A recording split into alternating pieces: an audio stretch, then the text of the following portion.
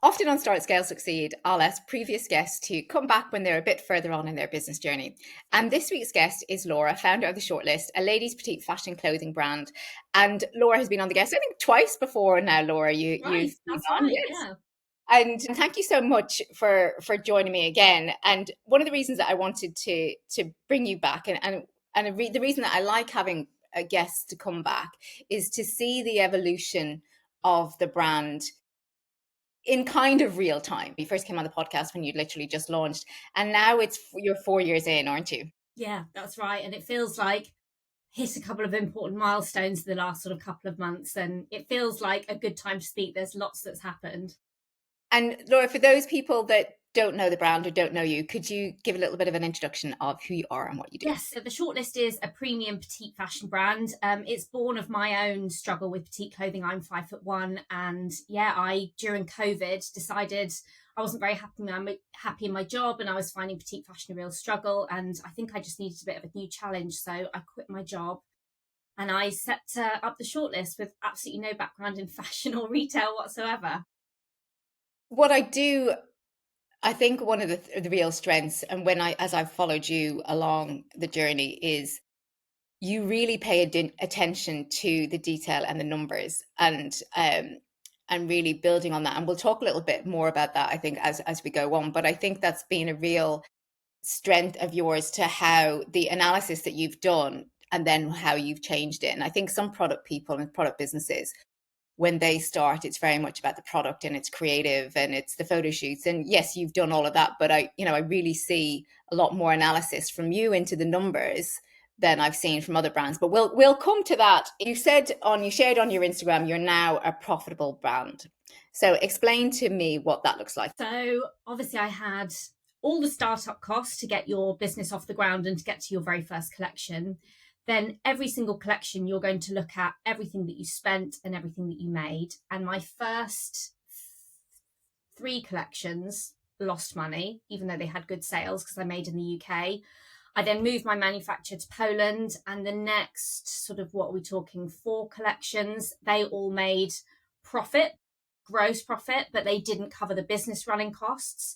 And then the last few have made net profit, and my overall profits have now covered all of my overall expenditure for the whole length of time that the business has been going. And it's a really important milestone because it means that now everything that I make is, you're able to invest it in moving the business forward. And were you paying yourself, although it may have been small, you were paying yourself a salary from the beginning? Is that right or Yes, not? I do. I do. But yeah, like you say, it's like a small director salary. So it's not really, if I didn't have my husband, I wouldn't be able to afford just, living costs. And you have still kept it lean. So you pick and pack from home. The photo shoots, sometimes you'll have a model, sometimes you'll do it yourself. But what I think is really great with how you're building is it's steady.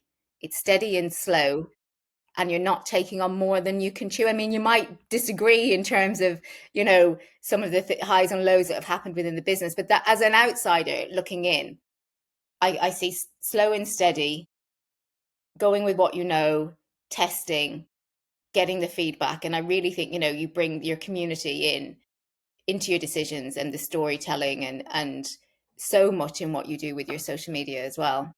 Yeah, and I think it's so easy to look at other brands and get distracted by, enormous launches and things happening overnight.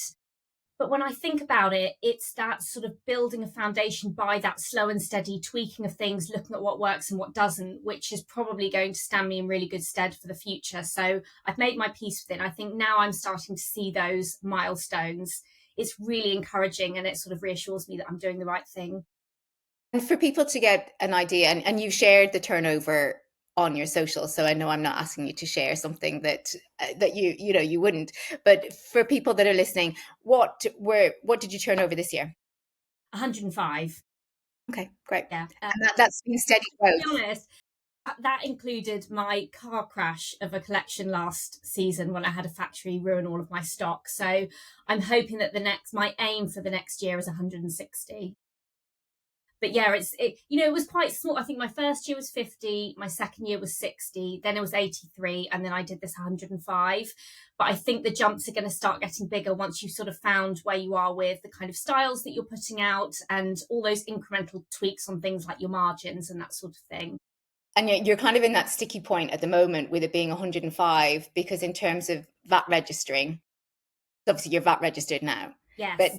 did you do flat fee for? Flat rate, yeah. So actually, it's not as big as a hit as I thought it would be. So it's only 6.5% for the first year, and I'm about to go up to 7.5%. But really, with my new studio that I'm working with and lowering my cost a little bit on the manufacturing, it's all sort of leveled out. And I'm selling more as well, so I don't need the enormous profit margins that I used to have just to break even. And so for people that are listening and they don't understand the flat rate, could you go into a little bit of Yeah, detail on? it's really straightforward. So if you're selling a lot more than you're buying, so in my job, most of my in and my out, most of it's selling things to people, and I don't make that many purchases. I obviously have my products that I buy in, but there isn't much more besides that. So I don't reclaim any VAT on my purchases, but I pay a very low rate on the things that I have to sell. So overall, it balances out. And if you don't buy lots, but you sell lots, then flat rate's going to be better for you. Yeah, because of the alternative then would be 20%. And like you say, it's not like you're buying products in the UK that you're then selling on or anything, Yes. like that you could claim that money back. One thing that I was quite surprised, because obviously I've been following your journey for a while, is you really changed your pricing structure and you reduced your prices. So even though you had customers and you were growing and you were selling, and yes, you were making a certain profit margin, you very early on passed that price benefit onto the customers and reduced your costs. What Yes. was your reasoning behind that? My first big decrease in my prices happened when I moved from the UK to Poland. So my cost to manufacture went down and I passed that on. But also, I think that the shortlist is in a slightly sticky area where it's quite premium and you probably don't have that much wiggle room. And what I get the impression of is that the vast number of my customers aren't spending that much on clothing elsewhere. They are making an exception for my pieces and maybe having a bit of a mindset shift in how much they are willing to spend on something that's really good quality and fits them well. So what I'm finding is that it is more important to me to keep my prices as low as possible and try and make a few more of each piece and get more sales that way. I think psychologically, £170 for a dress feels very different to something that's hovering around the £200 mark. So just being able to reduce that, I'm still keeping my margin at about 60%, but I think it makes a big difference for my consumer. Yeah, because that's where you would have started around that 200 and slightly above as well, I And think. above, yeah, I think a shirt dress was about £250. And when I was making in the UK, over 300, it was really, really pricey stuff. 170 is, it's nearly 50% of what it used to be. Yeah, yeah. And when I saw her, I was like, I don't know whether I would have passed that. Personally, if it was me, I don't know whether I would have passed that much on, because I suppose when you do that analysis of where you sit in the market, you choose a price point for a reason in terms of where you ideally would like to be, but then obviously you have to look at your costs and your margins as well. You've made a lot of changes in terms of how the business has worked, and you mentioned some of those being the manufacture and the setup there. Talk to me a little bit about that. So last year, I'd been with my Polish factory for 5 seasons, and for spring summer 24, they inexplicably, well, I think that they took on too many clients and they outsourced my manufacture to another factory. And the quality was really, really poor. And not just when I got the stock back and realized some of it was unsellable, but some things came to light further down the line. So I had lots of problems with people who had bought things, zips coming out of trousers, that kind of thing. So I decided to leave. I had a mad rush to try and find a new factory mid-development for my autumn winter collection. Found one that was with a headquarters based in the UK, but working with a Portuguese factory. And they had all the promises in the world, and it was going to be a really great setup where they supported me as a business. And again, inexplicably, just ruined a collection. They delivered all my stock 9 weeks late. and half of it was completely unsellable. We're talking sleeves that were halfway up my arm, not enough buttons to, make a dress decent. And that all had to go back straight back to the factory, had to be rejected. So I had this awful, awful year where everything that could have gone wrong went wrong. This year, I've moved to a brand new studio setup. And again, it's a studio based in the UK and they have factories in Europe. And they've been transformative, helping me with all the design, getting every piece to look like it did in my head, delivering things on time, beautiful quality manufacture. And now I have a jersey factory in Turkey and I have a specialist tailoring factory in Bulgaria, which has really helped me to finesse the different styles in my range. And with those other factories that weren't working out, what were the warning signs for you now looking back that there were issues? Because obviously the issues came to light too late in the day. But what do you think were the warning signs that, knowing what you know now, that there was something going on? Sadly, with Poland, there was nothing. There was no, anything was late or the communication broke down. Like I said, I've been working with them for 5 seasons and it had been fine. I think that was an issue on their side. With the other one, just everything was like, this will happen, we'll let you know when. It was all these sort of empty promises. It came to light that lots of things that we'd had conversations about, suddenly this chap didn't have any recollection of. But I realized quite early on that it was sticky. So in October, even before I launched that collection, I was already in talks with a new studio. So I think trusting your instinct, your gut instinct, that you don't feel like you're being listened to or you don't feel like a priority, or you're being fed excuses. And it turned out to be, my business would be finished if I hadn't had those conversations and been able to launch with somebody else. Is there anything that you think you would have done differently if you were in that situation, if ever that situation kind of started to come to light again? Is there anything that you would do differently to what you did before? No, but I think generally, I'm going through a regular sampling process with my factory, and you'll be able to spot any issues that are coming up. And obviously, constant communication is a sign that things are all going well. But it has made me think that it's always good to have sort of other people in your little black book that you would be able to go to if you started worrying about things, to go from one thing breaking down to a completely blank page where you go, goodness, who else have I possibly get? And when you've got a business that's growing and bigger collections and more to lose, if one factory did fall down completely, then it becomes even more important that you have a backup. And other than the manufacturer, because obviously that's a huge part that's been able to move your business forward and survive, like you say, in terms of being able to do that. What are the other things that you've done that you feel have really moved the needle on your brand now? I think most of it is very small tweaks along the way. It's learning about my pricing structure and managing my margins. And obviously, part of that is through understanding the technicality of the styles that you're putting out and making tweaks to them. But also things like growing my customer base so I can make more of everything. And then, that helps my profit margins. And range planning for me. I've gone from starting out doing lots of sort of slinky mini dresses and gradually progressed through all kinds of occasion wear and knitwear, and ended up at this point where I'm doing things that feel kind of exciting and stylish, but are still pieces that you can wear every day, maybe dress up or down. I think for most of my customers, because they're spending a bit more on my pieces, to be able to get more bang for their buck, if you like. So that kind of dress it up, dress it down style is working really well for the shortlist. It's just taken me a while to test a few different things and learn out exactly what it is that my customers want to wear. Yeah, finding that sweet spot. Do you think when you first started, you were designing more for yourself? Yeah, I think so. And even, it's been 5 years since I started even planning the brand. I'm just about to turn 38. My personal style has changed a lot in those 5 years, from early to late 30s. The kind of things that I'm interested in wearing have changed. But at the very beginning, it was seeing all these boutiques that would bring out beautiful little sort of summery dresses and stuff for girls who are 5'6". That was kind of what inspired me to start. And so that was where my design started. And everything's sold well, but things are really starting to fly now that they have such broad appeal, but they're still kind of exciting pieces as well. You are the face of your brand. You show up on social media, and you will model the clothes yourself as well. But you're very slight, and you're very slim. And I think that one of the things that I've seen that's been great for you and for your customer is to see your products on different body shapes, and you've done more kind of influencer and collaborations as well. Yeah.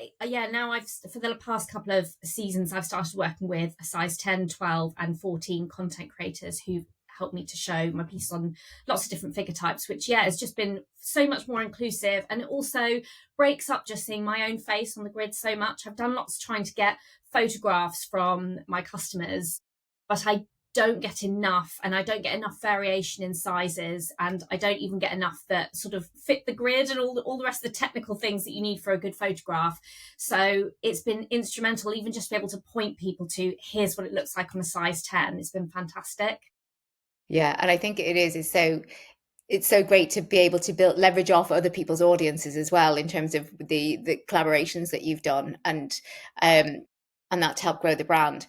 And you've started doing ads as well. Is this the first year that you've done ads? I started them last season when everything was, really hitting the fan, should we say.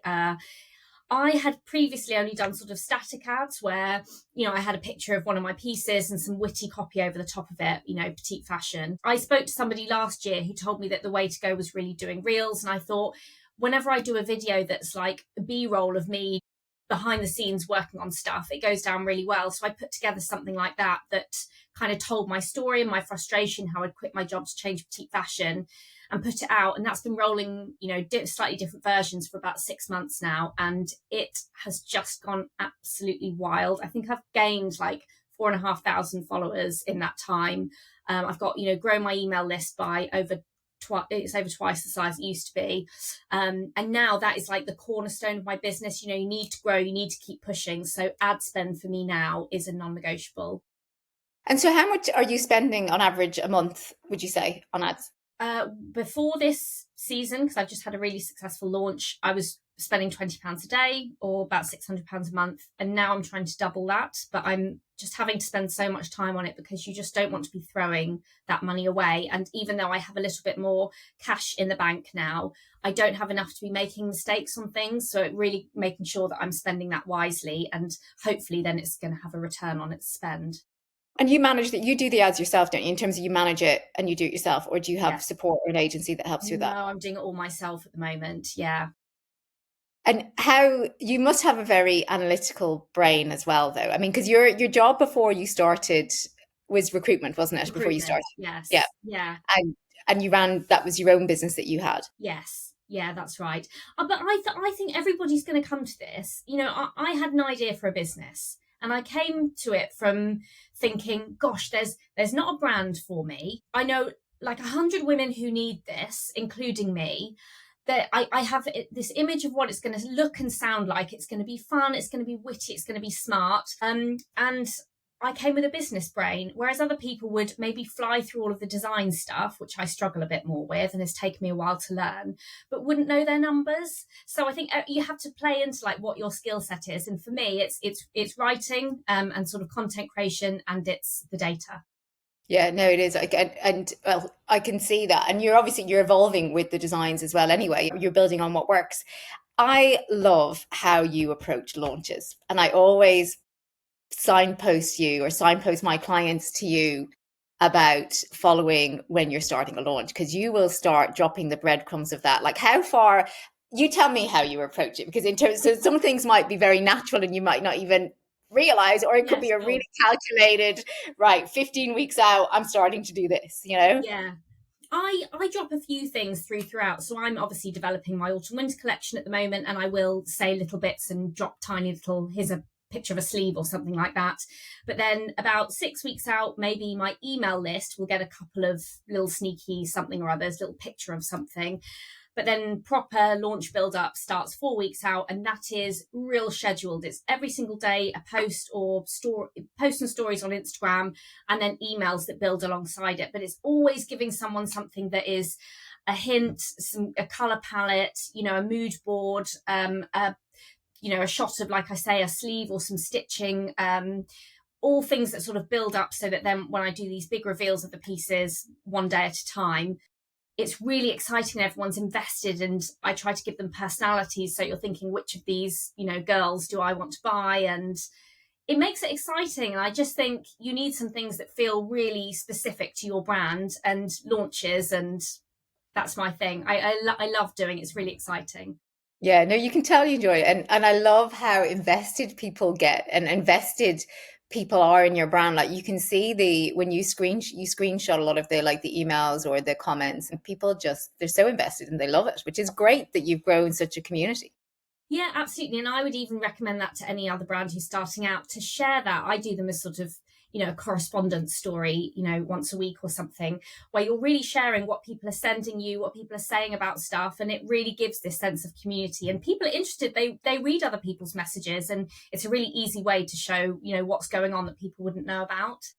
Yeah, and I think building that know, like, and trust factor so that people, it's not just a boring review. It's not that reviews are boring, you know what I mean? Obviously, reviews are very useful as well, and everyone looks at their reviews. But the reading about there was one I saw actually. It was like, well, my husband never comments on me, and he actually made a So comment on much this back dress. to that. Yeah, bless her. These poor women who never get any, love off their husband, and then suddenly they wear a shortlist dress, and he's like, "Oh, that looks lovely." And they actually noticed them after 10 years of marriage or whatever it might be. No, but it's so relatable. You can just post a review, or you can say, "Look, she sent me this, and she told me this about it," and you can just create a little bit more of a story. And I really enjoy doing it, and it's fun for people to read. So if someone is launching, what would be your top tips for building that excitement? Just post more than you think that people will want to hear from you. It's exciting as long as everything is, it's not just for the sake of it. You're showing them something new. It's about the process. There's a design element. Can you give them hints about what's coming? People love that kind of stuff, and it really gets them invested in what it is that you're bringing out, and gives all the work that you've put in the fanfare that it deserves. And there have been some low points, like you said, when your clothing range is turning up and it's looking nothing like it's supposed to, when sleeves aren't in the right place or not the right length. You must have felt so demotivated at that point. Yeah, but it's bigger than that. You never just think, "Oh, well, I don't want to do the shortlist anymore." You care about your brand, you desperately want it to work, and you're thinking, like, what's the way around this? You know that you've got a really supportive customer base. You know that you had built something where it was really showing promise, and this is just another annoying problem that you've got to sort out. But there was never a point where I thought, "Oh, well, I don't want to do it anymore." It just made it a really miserable and tough time for a period. Yeah. But sometimes, can end up becoming exciting to see how you can get through it, a problem to solve. Was your worst time at the shortlist still better than your worst time when you were working in recruitment? Oh, somebody said this to me the other day. It's not that it hasn't been worse. I have been way more stressed with the shortlist. It's, the stakes feel so much higher, but I just feel a sense of purpose. Like, it's really fulfilling, and you're building towards something you really care about. So even though I feel very stressed at, difficult times, I know that I love what I'm doing ultimately. Whereas, when you're recruiting for like miserable old blokes, do you know what I mean? It's stressful. You just think, no, the money is not worth this. I want to do something that I really care about. And you seem very methodical, very logical in terms of organize. And maybe you are, but that's how you come. You come across. How do you structure and organize your time then? Because you're spinning a lot of plates. You're very much a solo founder, still doing, doing everything yourself, picking the packing, the social media, the ads. How do you have a structure to your week that you follow? I don't have a structure, but I do have, I will plan out months in sort of to-do lists, and I'll have, a bigger calendar of things that I need to plug into there, and then day by day. So I don't just remember anything. Like, everything that I'm doing on any given day goes in a list, and everybody will have their own way of managing that. But for me, everything has to come out of my head and get written down, and then I can forget about it and, do it when it crops up in my calendar. Yeah, come to it when you need to. Yeah. And looking back on things now, are there things that you would have done differently? Oh, I mean, now I know, like, that I've made so many costly mistakes in a product business, not knowing how to do things and not trusting my gut, and spending hundreds and hundreds of pounds on print designers because I didn't really know, didn't trust like my design instinct on things.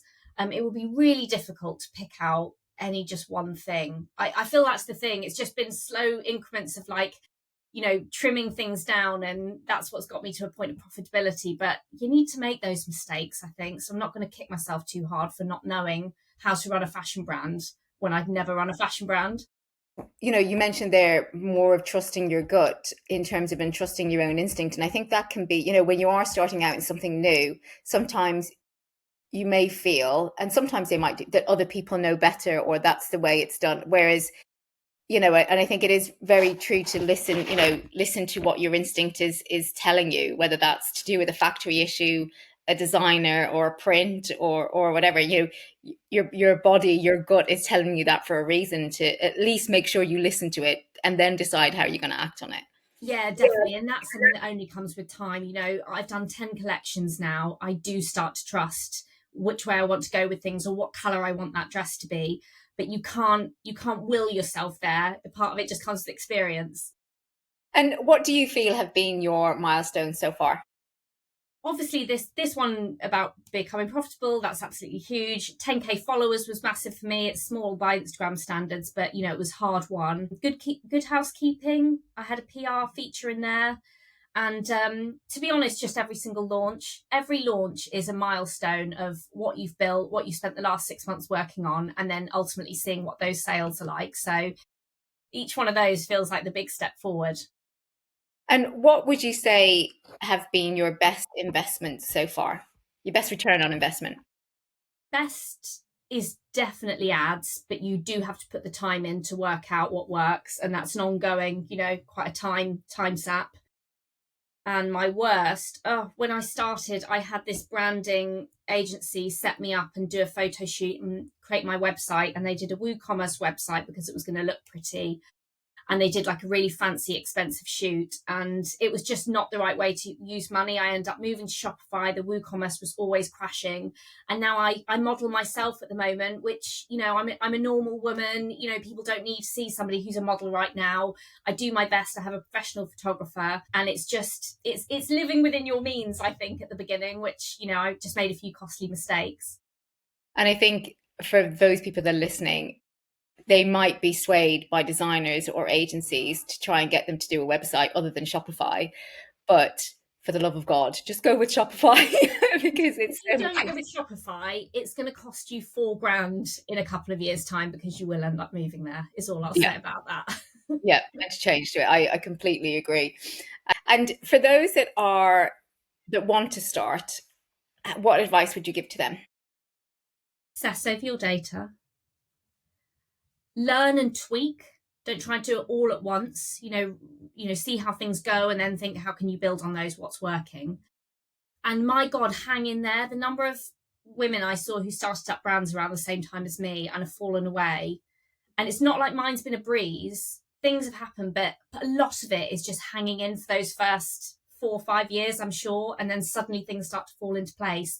But you just can't be in it for the quick wins, or certainly not in my experience. And my last question for you is, what would you like to stop, start, and continue doing? Continue with my ads. I would like to start working with on professional range planning help, because I think that's somewhere where I can see that I'm not an expert. Stop. Well, I've actually just dropped. I've changed my name because people were calling me Shop the Shortlist all the time because it was my handle. And I can't, honestly, like, a visceral reaction. I hated it so much. I was like, the Shortlist is such a good name. So I've changed everywhere: handle, domain name, official company name. It's now the Shortlist Shop. So I'm putting the Shortlist front and center. And I've done an email about it and everything. I just feel like that was really important to me to like keep my brand strong, and noticing that people were calling it the wrong name, I just had to go, no, I've got to stop that. So And in the future, would you like to, like, for you, Is wholesale on the horizon for you, do you think? Is that something that you would like to go into? Not anytime soon. I think at some point it will become an obvious thing that's going to open doors for me. But right now it makes doesn't make sense for me, doesn't fit the way that I'm doing things. And I think I've got much more to achieve selling direct to consumer right now. And Laura, where can people find the shortlist and connect with you? At the Shortlist Shop on Instagram and theshortlistshop.co.uk. Well, we'll put all the links to that in the show notes. But Laura, thank you so much for joining me today and sharing your story. 4 years, 4.5 years on from when you first joined. And I will be back again next week with another great guest.